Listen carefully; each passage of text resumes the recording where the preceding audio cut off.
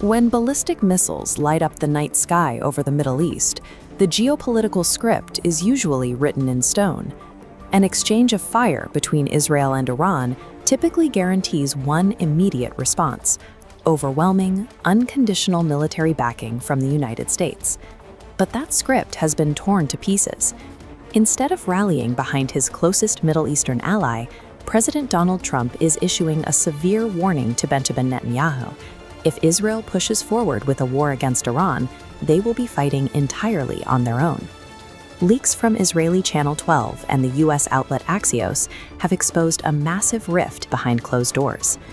During a recent highly charged phone call, Trump reportedly dropped the F-bomb on the Israeli Prime Minister, furious over the escalating violence. Why is a Republican president, representing a party whose political identity relies on ironclad support for Israel, suddenly slamming on the brakes and turning his back on Netanyahu? This breakdown between two long-term allies signals a shift in how power is exercised in the Middle East, revealing that even the most established partnerships have limits. The immediate catalyst for Trump's outrage comes down to a lack of communication. Netanyahu went rogue, actively keeping the United States in the dark about Israel's final plans to strike Beirut and Iranian targets until the very last stage.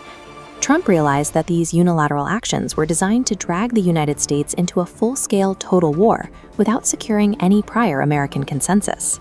This map shows the span of what Iranian commanders are calling a new security belt of resistance. Tehran is actively constructing a geographic chokehold stretching all the way from the Strait of Hormuz down to the Bab al-Mandab Strait.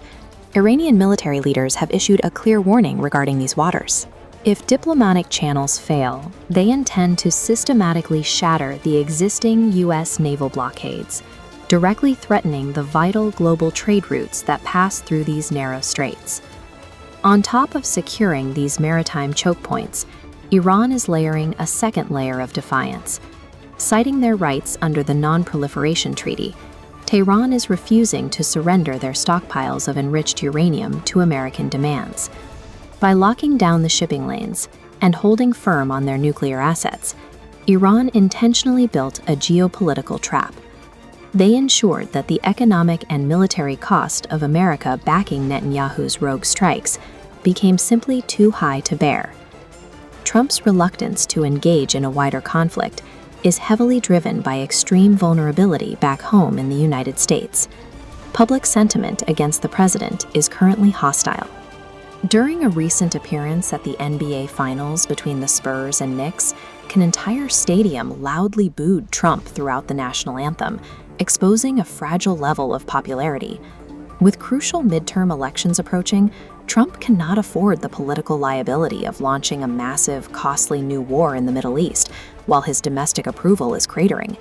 This immense public pressure has also fractured his own administration, exposing a deep ideological divide splitting Trump's cabinet over exactly how to handle the Middle East. On one side is a war hawks action, led by Defense Secretary Pete Hegseth.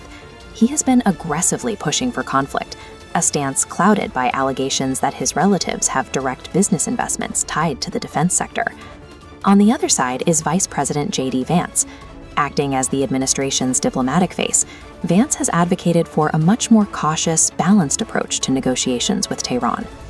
The final roadblock to conflict is strictly legal. The House of Representatives recently passed new restrictions, with 4 Republicans crossing the aisle to vote against the president, that legally prevent Trump from unilaterally declaring war without explicit congressional approval. Caught between public disapproval, a divided cabinet, and new legal barriers in Congress, Trump now faces significant constraints on his ability to support a regional war, leaving Netanyahu increasingly isolated. By leveraging the geographic chokeholds of the Red Sea and exploiting the deep political vulnerabilities inside Washington, Iran has successfully isolated Israel on the world stage. This outcome shatters a core assumption that has defined global politics for decades: the idea that the United States possesses the unlimited power and political will to unilaterally dictate Middle Eastern affairs. However, this diplomatic realignment does not mean the region is moving towards peace. The underlying hostility between Israel and Iran remains unresolved. Without direct American backing for a full-scale war, Israel is likely to pivot its strategy.